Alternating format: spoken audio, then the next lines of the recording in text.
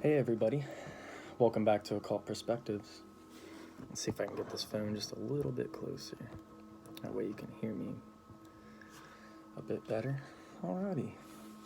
So, I think this is Angels and Archangels. Oh, phone's moving just a little bit. I think we are on Archangels Part 5 now, if I'm not mistaken. So this is a continuation of the Archangels playlist. Well, it's the Ceremonial Magic playlist. I put all the Archangel videos in the Ceremonial Magic playlist. So you don't have to watch all the videos prior to the Archangel videos. You can if you want to. But you can start with Archangels Part 1. And we worked with the 4 elemental Archangels. We talked about them, adding on Metatron and Sandalphon. And then we moved on to talk about some of the Tree of Life Archangels, which work at the planetary level rather than the elemental level, which is the first 6 angels.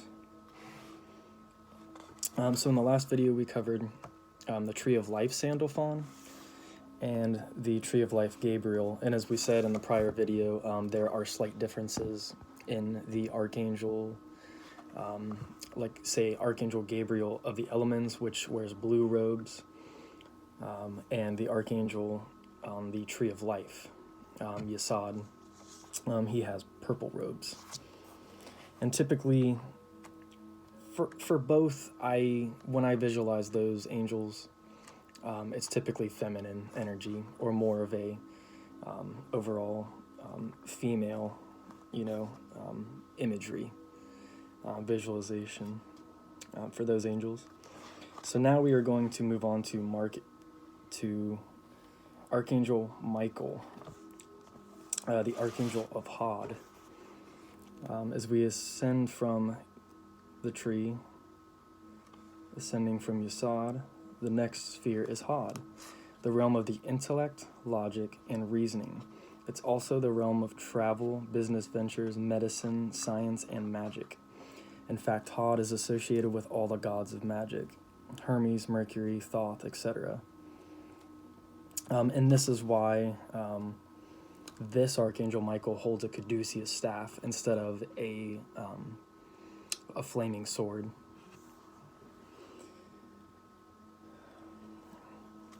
The Archangel of Hod is Michael, although he takes on a somewhat different manifestation than the Archangel of the element of fire, as we were just saying, having more to do here with mediation and facilitation than with protection.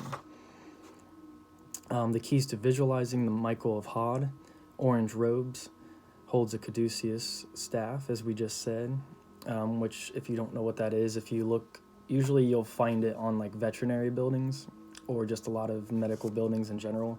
It's the snakes winding up around the, I guess it would be like the medical staff, but it's the staff. It's the logo, and you see the snakes like winding its way up it. That's a caduceus, a staff with 2 entwined snakes. Some reasons to invoke Michael of Hod: to make intelligent decisions, especially during stressful times. So really being able to, be self-aware and, always when there's something external that bothers you, you can come back to the center. You can center yourself and realize that you are one with Source. You've been here on this adventure of life the whole time. You're going to be all right. And I was just talking to a good friend not too long ago, and she basically said the same thing. Everything is going to be all right, and it couldn't be any more true. I'm blessed with an amazing woman in my life, my fiance, with great friends. I'm transferring to a store, and I am finally going to get the hours that I want, and it's closer.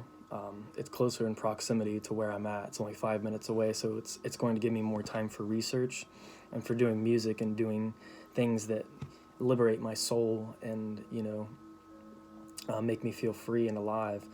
And I couldn't be any more thankful. I'm thankful for this YouTube channel. I'm thankful for all you guys.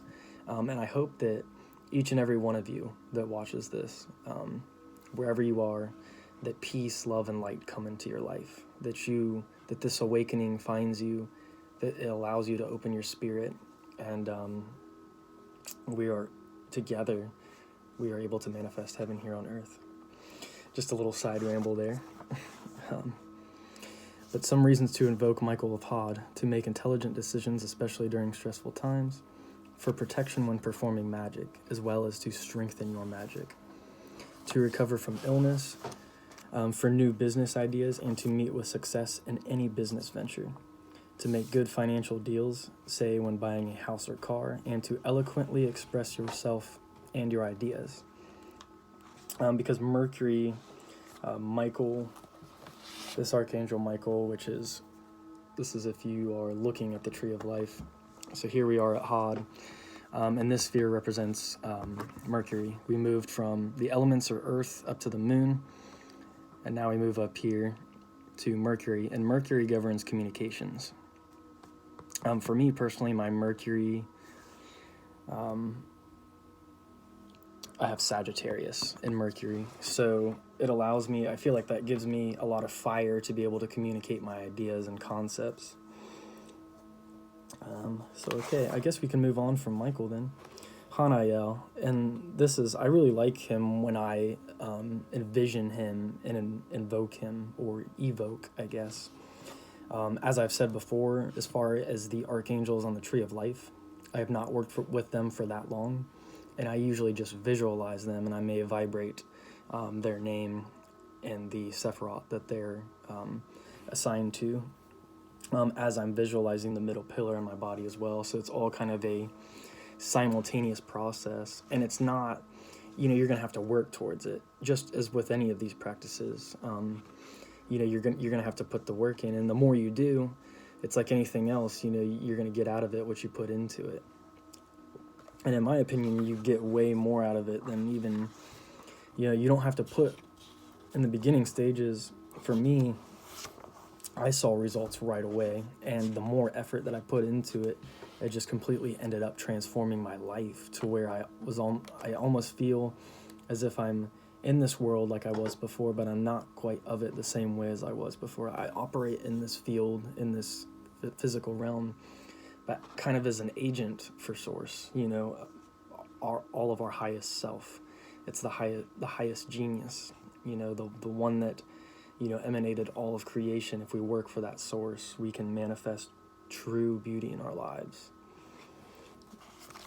So Hanael, now we're moving across from, and remember, this is if you're looking at the Tree of Life, not as if it would be as if, this me sitting behind the Tree of Life. Now, Hokmah is, aligned with the left hemisphere of the brain, and Binah is aligned with the right hemisphere. But if you're looking at it, it's always different. So Michael of Hod, moving over here to Venus, which is where Hanael is. And I got sidetracked again, and what I was trying to say is I don't quite invoke these angels the same way that Damien does, and we're going to go over, at some point, we're going to get into a later chapter and discuss his methods for invoking each of these angels for these individual purposes that we're discussing after we explain each of these angels. So for the last one, Michael, it was to make intelligent decisions for protection when performing magic, all those things I listed, etc. And Hanael is Damien's favorite archangel to work with. Netzach is the level of reality on which our emotional life plays out, but it's also the sphere of art, beauty, sensuality, and luxury. When I envision Hanael, he usually has like almost this very gallant, I don't know if that's the right adjective that I'm using, but very like noble and chivalric and like romantic almost, and he has sea foam green robes. So Netzach governs the sphere of art, beauty, sensuality, and luxury. It also represents the plane of existence where the Fae, I thought this was a really interesting lore note that he put in here, where the Fae, spelled F-E-Y, what we have come to think of as fairies, and here he spells them not as the normal fairy spelling, but F-A-E-R-I-E-S, exist. Much like angels and archangels, the Fae have been anthropomorphized and reduced to tiny people with gossamer wings. Think of Tinkerbell and Peter Pan. In reality, fairies are incredible, powerful entities. Some benevolent toward humanity, and others whose sense of right and wrong are so different from ours that they can sometimes come across as malicious. So they just, they have different rules.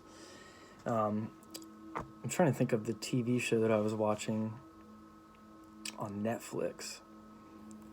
I think it was The Magician's Show. It may have been The Magicians, or maybe it was a different show, but there's some fairies on there, and they definitely kind of clash with the humans. Their sense of morality is definitely quite different. Hanael is the archangel who presides over this level of reality. He possesses characteristics and energy that are equally masculine and feminine, so you will see this entity referred to by various pronouns in magical texts. Hanael responds to any of them, so feel free to use whichever feels right to you. I always see Hanael as being pretty masculine, but that's probably just because I'm male myself. Keys to visualizing Hanael of Netzach: seafoam green robes, as I said before, accompanied with the scent of rose. So even as I'm thinking of him on the Tree of Life, which would be, the location would be kind of like where your left hip is. That's where Netzach would be on your body. I envision Hanael, and then I also, accompanied with the scent of rose, I try to, I usually have my eyes closed anyways and visualize like the scent of a rose, and that adds more power to it. Think of like rose petals, romantic stuff like that. So it's a really cool energy to work with. Some reasons to invoke Hanael. I don't know if it's Haniel, Hanael. I would say Hanael. I would think that would be correct pronunciation.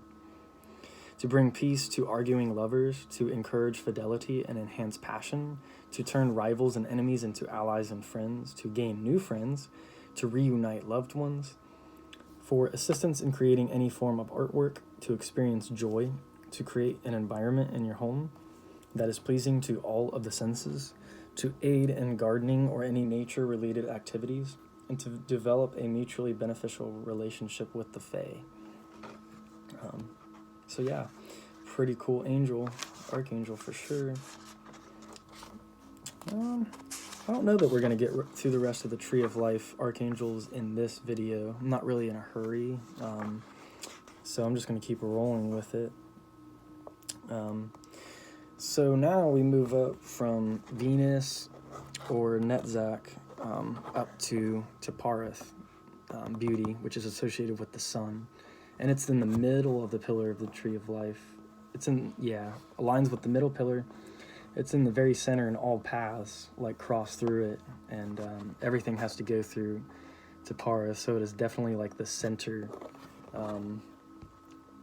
It's the center of everything, as the sun is the center of the solar system. So is Parith the center of the Tree of Life. I feel like there was one other thing I wanted to add to that. When you do the middle pillar, see, because I would associate, I guess Parith is kind of associated with the heart chakra, but in a way I also see it like associated with not only the heart chakra, but also the solar plexus chakra, the yellow chakra. And of course the chakra system is a little bit different from the middle pillar system or the Tree of Life system, because when you do the middle pillar, you envision when you vibrate the God name Yod He Vav He Eloav Da'at, you're imagining it right here in the center. And I believe that means the Lord God of intelligence, or something along those lines is the translation for that. And we've covered that in a previous video. So if you haven't, I recommend that you, if you're into this sort of thing, that you go back and watch the other videos in my ceremonial magic playlist. And that's the easiest way to kind of watch my videos in order, because I don't do one series at a time when it comes to a topic. I usually kind of jump back and forth. This Archangel series, though, I've been pretty much doing just these videos lately. I've been moving in a linear fashion because I really like talking about angels. It's easy to talk about this stuff, and I don't really have to write too many notes. I just can kind of go along with Damien in his book and just add, some extra insight on from my own personal viewpoint. As we said, from the realm of Netzach, we ascend to the very heart of the Tree of Life. Taparith is a brilliant golden sphere that shines like the noonday sun. In fact, the planetary energy of the sun is correlated with the sphere of Taparith. As we said, the energies of all the other spheres on the Tree of Life pass through Tipareth. See, I think Damien pronounces it Tipareth. I've always said Taparith. I don't think one's really right or wrong. It's whatever, resonates with you. The energies of all the other spheres on the Tree of Life pass through Tipareth, which regulates and harmonizes them all. When we do magic utilizing the golden sphere in our chest, for example, in the Kabbalistic cross, so not only the middle pillar, but also the Kabbalistic cross, when you pull the light down, we are using the energy center that corresponds to Tipareth, the greater balance of all energies. Tipareth represents the highest, most evolved state of consciousness that people are capable of achieving. I guess in mortal existence. What some traditions call Christ consciousness. When we awaken the flow of Tipareth's energy within us, we begin working deliberately toward the evolution of our consciousness, and we gradually grow to see the beauty that exists in all things. It's very much associated with Christ consciousness, and very much like a lot of the Saint Germain teachings make me think of they're associated with either Taparith or the heart chakra. It's all the same kind of thematic thing going on, that the true wisdom and true God energy resides in the heart. And if you can move from the lower chakras, the lower chakras are important, but if we can rise that energy and then use that energy benevolently and love truly and unconditionally, there's a superpower in that. It is truly, you've reached a solar energy that's very high vibratory. And that's where you start gaining the solar body and stuff. And that's something we're going to have to get into at some point. Because I've taken notes from Damien's newest video, Alchemy. And I think I mentioned this in a video prior. He goes over basically the process of... it's the original ancient Sumerian, ancient Middle Eastern traditional high magic, which originated in Sumer. And then you work through the elements first, so you do the LBRP and the LIRP, but then the next ritual, where you work with the planetary energies and invoke the Tree of Life Archangels, it's called the Solar Hexagram Ritual. And I don't have enough knowledge on that yet. I'm going to have to do some research on that because he doesn't explain exactly the whole process of that ritual. So that's kind of the next step after the LBRP and the LIRP. Once you've mastered that, there's something out there called the Solar Hexagram Ritual. And here's a couple things I wrote about it in here.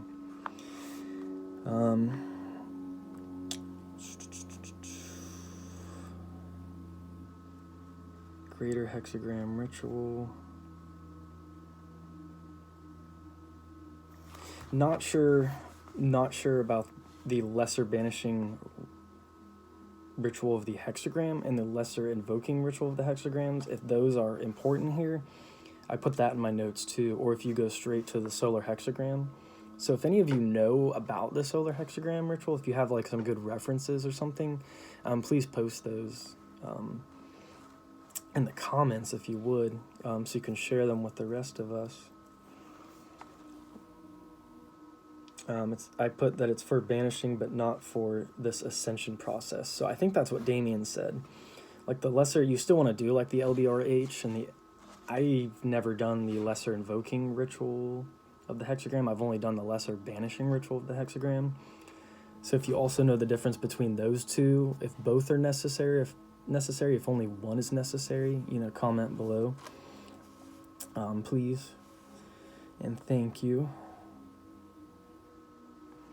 But yeah, those are not necessary for the ascension process. Step 2 after LBRP and LIRP for the ascension process is solar hexagram ritual. Drawing all the planetary hexagrams overlapping. You start with lunar or Mercury, and then you move your way through the other Sephiroth. See, these notes are just the highest level solar hexagram. It's the culmination of all this information. Okay, so you start with, I guess it's a greater hexagram ritual. I don't know if the solar hexagram is synonymous with the greater hexagram ritual, or if the greater hexagram ritual is also something that's irrelevant to the ascension process, like the lesser banishing ritual of the hexagram and lesser invoking ritual of the hexagram.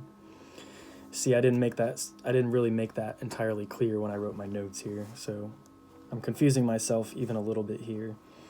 But basically, the culmination of all these hexagram rituals is the solar hexagram. It's where you're working with all the planets in one ritual. Corresponds to Tiphareth, and we're covering Raphael of Tapareth. That's kind of why I'm talking about all this stuff and jumping to this now. And as I said before, we'll get into more of this stuff later, once we talk about the Tree of Life Archangels, we'll talk about the Zodiacal Angels next, which is that next level above. So you've got the elemental level, the planetary level, and then the zodiac level is the next level. And it says that this invokes all of the planetary energy simultaneously when you do the solar hexagram ritual.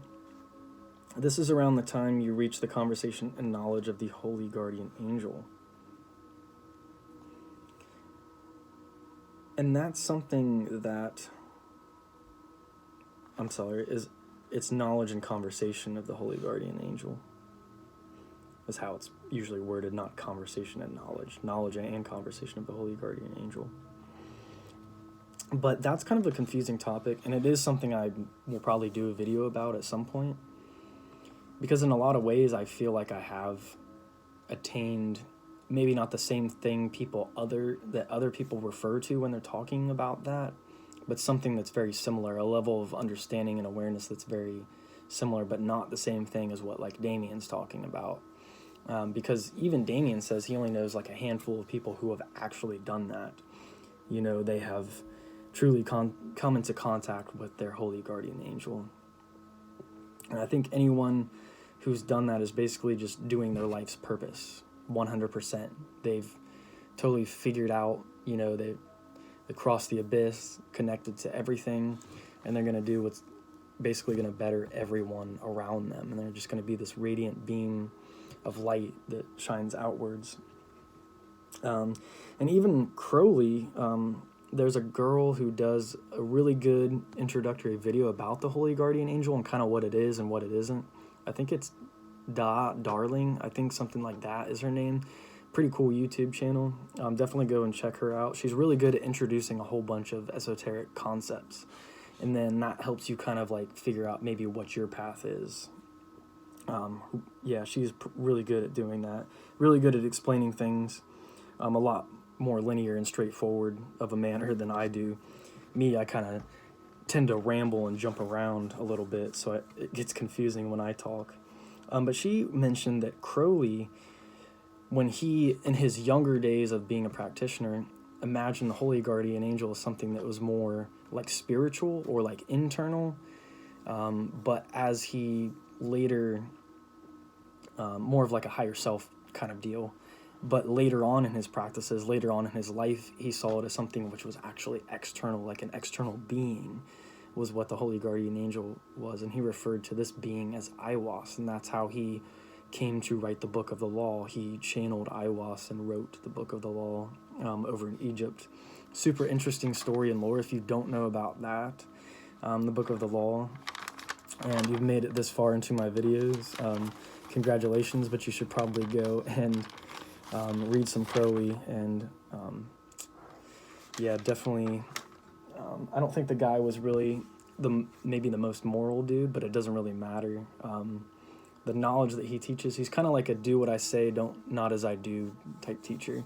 So just use his knowledge and use discernment and then apply it to your path in the best way you possibly can. Use the knowledge for good. Don't use it for bad. So I am going to stop talking about the Damien notes that I wrote. We'll get to that in another video, but I'm glad I did bring them up for at least a little bit.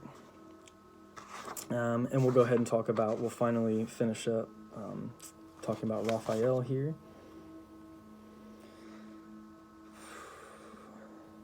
We were talking about Christ consciousness.